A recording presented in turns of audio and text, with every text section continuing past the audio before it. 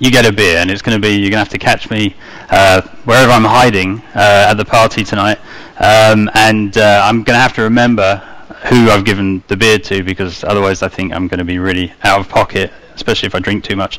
So so the idea is that some of the slides are going to have a speech bubble on it, which allows you to win some beer, and you just have to answer the question. Now, I'm not going to take all the answers, otherwise I'll be buying everybody beer, but I'll take the best answer. Yeah, that's it really. So when you see that win beer bubble, that means that there's a question up for grabs. So at least be alert for those slides.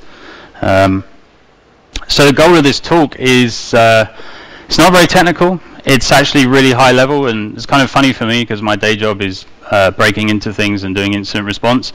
But the whole cloud thing got me really thinking just over a year ago about really what that might mean for the future of some of our jobs. And so I was kind of intrigued also by what shiny new attack surfaces are also available. And so really the goal of this is to get you guys thinking, and specifically I'm going to point out some areas where I think that there's some real good scope for doing research. And so this could be research that, you know, next year you come back and speak at Brucon on these things. There's a lot to go through, and I'd really encourage you to give it some thought. That's the agenda, and I won't read it out. But first, before we kind of go into it, why bother talking about cloud? Like, what is the significance? It's the famous "so what" question.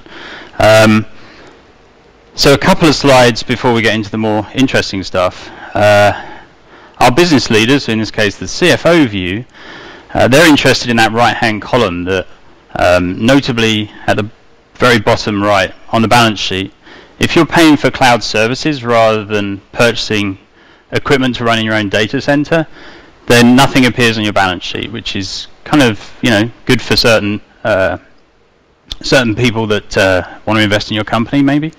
And the other point really is just people make a big fuss about, like, is an item capex or is it opex? That's not really. I mean, if you speak to financial people, they generally say it doesn't really matter. So the whole kind of the sort of cloud marketing that talks about it's OPEX rather than CAPEX isn't such a big deal. But pay as you go, you know, CFOs like good cash flow, so that definitely helps. The CEO view,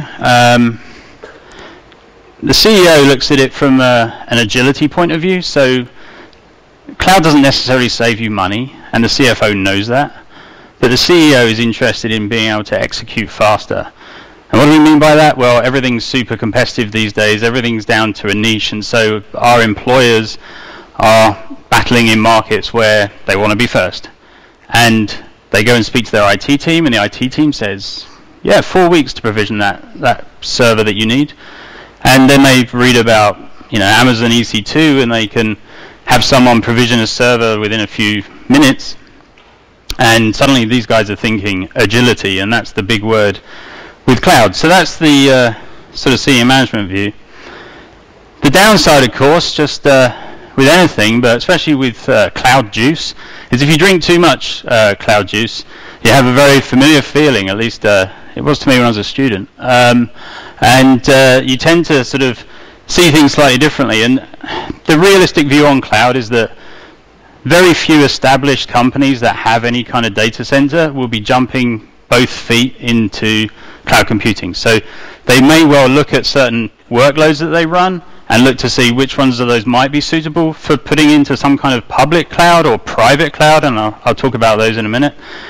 But ultimately, even though the marketing engine might suggest everybody's going cloud, well, obviously they're not. They're kind of taking a step approach. Startups, on the other hand, it makes complete sense for them to be on the cloud. I'm not sure if it makes complete sense for a security startup to be in the cloud. That's tempting fate, I think, but at least at this stage. But not everybody's happy, especially, you know, if I think about my initial reaction and the reaction I get sometimes when I'm talking to info security people about cloud. Well, we're a pretty cynical bunch, and we've heard this is the next best thing marketing too many times, and so cloud stuff just generally gets people's hackles up, and it kind of just annoys people like us, because we just think, yeah, it's just Groundhog Day. It's just going to be, the same problems, just in a different guise. And definitely there's a lot of truth in that. But because what we do, many of us defenders, then we have to think about, okay, well, when our companies start going out to the cloud, what sort of things should we be doing? And this would be competition time. This is our first question of the day. Can anyone name this person? Put your hand up if you know the answer. At the back there. Very good, yep. I owe you a beer. Right, so Jeff Bezos, he's an important man in the cloud, and that's why he's smiling so much, unlike Grandpa Simpson, because he's the guy that started up the Amazon Web Services business, because obviously he's the guy that runs Amazon. And what's interesting is that a lot of people have compared cloud computing to utilities services like electricity generators. They've said, well, we want our IT on tap. We want to be able to consume it when we want it, and we don't want to have to own the equipment. And that's the whole premise for, certainly for a certain segment of the cloud wannabes. And but what's interesting is that there's Jeff Bezos actually standing at the very back there. He's got the suit on, the dark suit, and he's actually standing by a Belgian electricity generator that was from a brewery. So, even though it's a small thing, unearthing things like this really tell us that Belgium's had more perhaps to do with the cloud than people have given it credit, especially that Nick Carr guy with his best-selling book. So anyway, quick definition recap. Already mentioned, architecture. Wow, yeah, cloud's in full thrust at the moment as far as painting a vision that doesn't necessarily exist. And I mean, there's been interesting cases where even good, let's say reputable kind of companies that offer cloud services are saying things like their cloud is PCI compliant, which, if you go through the PCI stuff, it's like a public cloud, PCI compliant. That's pretty much impossible based on the criteria. And then what you find is that it's their marketing department is out of sync with their operations people. You speak to their operations people and they're just like, yeah, we kind of really messed up on the marketing. But there's a lot of this, and so again we have to kind of rise above it in order to see what the real issues are. Otherwise we're just going to write it all off as, yeah, it's a load of mumbo jumbo. But I think it's too important to write it off like that. But of course, if we just talk about cloud, you can't have a meaningful conversation, because what does cloud mean? I mean, obviously in the past it meant your network over there, well, not really your network, but the rest of the network, so perhaps the public internet or whatever. And that's what we used to on our network diagrams until this raging cloud vehicle decided to pick up the term.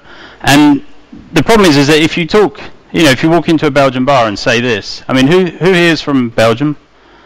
You're not all getting beers for putting your hands up. So if you walked into a bar and said, "Oh, just give me a beer," what would the reaction be? Sure. Oh, well, I like this country even more.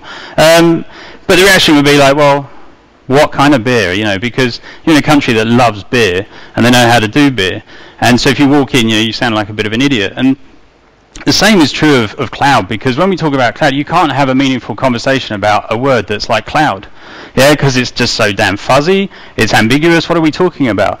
So until we can sort of define what we mean and really try to have some kind of lens through which to start asking perhaps the tough questions and thinking about attack surfaces and everything else, we can't really move forward.